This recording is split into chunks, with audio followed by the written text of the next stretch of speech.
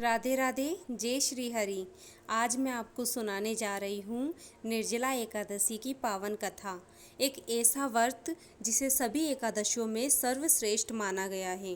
कहते हैं कि इस व्रत को करने से साल भर की सभी एकादशियों का फल मिलता है।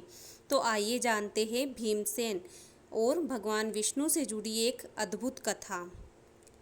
प्यास भी त्याग दी, भोजन भी छोड़ दिया, सिर्फ भगवान विष्णु की भक्ति के लिए। आज सुनिए निर्जला एकादशी की वो कथा जिसे सुनकर मन भक्ति भाव से भर जाएगा। तो हम स्टार्ट करते हैं। देखिए, बहुत समय पहले पांडवों में सबसे बलशाली भीमसेन को बहुत भूख लगती थी। वे बाकी भाइयों की तरह हर एकादशी का व्रत नहीं रख पाते थे। एक दिन भीमसेन ने वेदव्यास जी से कहा कि हे गुरुदेव, मैं भगवान की भक्ति तो करना चाहता हूँ, लेकिन भूखा नहीं रह सकता। क्या ऐसा कोई व्रत है जिससे सभी एकादशियों का फल मिल जाए?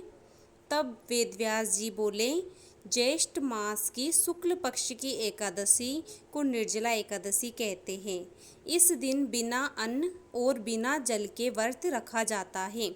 यदि तुम यह व्रत पूरी श्रद्धा से कर लो तो तुम्हें साल भर की सभी एकादशियों का फल मिल जाएगा।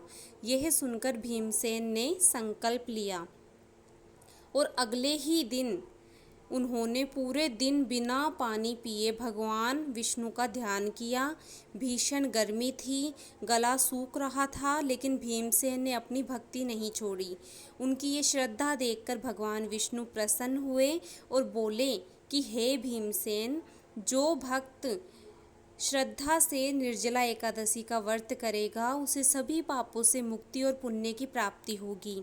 तभी से निर्जला एकादशी का व्रत सबसे श्रेष्ठ माना जाता है और इस दिन लोग भगवान विष्णु की पूजा करते हैं और दान पुण्य करते हैं और भक्ति में लीन रहते हैं। तो ये हमारी निर्जला एकादशी की कथा हुई समाप्त। अब हम आपको बताएंगे कि निर्जला एकादशी के दिन दान करने का विशेष महत्व माना जाता है, क्योंकि ज्येष्ठ महीने की भीषण गर्मी में किया गया दान सीधे भगवान विष्णु को प्रसन्न करता है। इस दिन मुख्य रूप से गर्मी से राहत देने वाली और जल से भरी वस्तुओं का दान किया जाता है। तो देखिए, सबसे पहला जो दान है जो कि बहुत ही ज़्यादा महत्वपूर्ण माना जाता है वो है जल और मिट्टी का घड़ा। जल से भरा कलश या घड़ा, मिट्टी के घड़े में साफ पानी भर करके और उस पर खरबूजा या आम रखकर दान करना सबसे बड़ा पुण्य माना जाता है।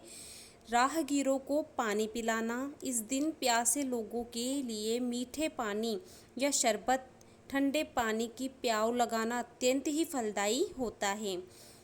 रसीले फल गर्मियों के मौसम में जैसे तरबूजा है, खरबूज है, आम है, ककड़ी है, इनका दान करना बहुत ही ज़्यादा फलदायी होता है।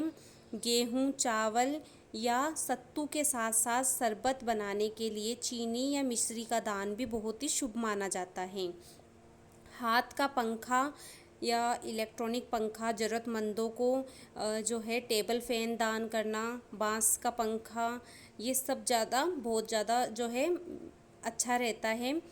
धूप से बचने के लिए छाता, नंगे पैर चलने वालों के लिए चप्पल, जूते, इनका दान भी श्रेष्ठ माना जाता है। किसी ब्राह्मण या ज़रूरतमंद को सूती कॉटन के साफ कपड़े दान करना ये भी बहुत ज़्यादा ही फलदायी माना जाता है। किसी भी दान को पूरा करने के लिए अपनी श्रद्धा के अनुसार कुछ नकद दक्षिणा देना, ये बहुत ही ज़्यादा अपने आप में अब हम जान लेते हैं कि इस दिन क्या नहीं करना चाहिए। तो देखिए, इस दिन चावल का सेवन बिल्कुल नहीं करना चाहिए, क्योंकि चावल तो है पूर्ण तरीके से इसे वर्जित माना जाता है एकादशी पर। तामसीन भोजन, लहसुन प्याज का सेवन नहीं करना चाहिए। मांस, मदिरा, मछली, अंडे, इन सब का सेवन बिल्कुल नहीं करना चाहिए। मसूर की दाल और बैंगन, इसे भी एकादशी के दिन जो है नहीं खाना चाहिए, निषेध माना जाता है ये। और ब्रह्मचर्य का पालन करना बहुत ज़रूरी है। क्रोध और अपशब्दों से बचे रहना और दिन में सोना नहीं। इस दिन जो है भजन कीर्तन, जितना ज़्यादा भजन कीर्तन करेंगे हम उतना ही श्रेष्ठ माना जाएगा। इस दिन बाल, दाढ़ी, नाखून ये सब नहीं काटना है, वर्जित माना जाता है। पेड़ पौधों की पत्तियों को भी नहीं तोड़ना है, तुलसी जी की पत्तियों को भी नहीं तोड़ना है इस दिन, टहनियों को भी नहीं तोड़नी चाहिए, ठीक है। और झाड़ू या भारी सफाई जीव हत्या से बचाओ। इस दिन घर में ऐसी गहरी सफाई या कटाई छटाई नहीं करनी चाहिए जिससे अनजाने में चींटियों या छोटे सूक्ष्म जीवों की हत्या हो जाए। तो ये चीज़ें हमें इस दिन नहीं करनी है। आशा करती हूँ कि निर्जला एकादशी से जुड़ी ये जानकारी आपके काम आएगी। अगर आपको ये वीडियो अच्छी लगी हो तो इसे लाइक ज़रूर कीजिए और अपने परिवार और दोस्तों के साथ भी शेयर करना ना भूलिए। ऐसी ही धार्मिक जानकारियों के लिए हमारे चैनल को सब्सक्राइब करना न भूलें। भगवान विष्णु आप सभी पर अपनी कृपा बनाए रखें। वीडियो को देखने के लिए धन्यवाद। जय श्री हरि। राधे राधे। हरे कृष्णा। हरि बोल। ओम नमो भगवते वासुदेवाय। ओम नमो भगवते वासुदेवाय। ओम नमो भगवते वासुदेवाय।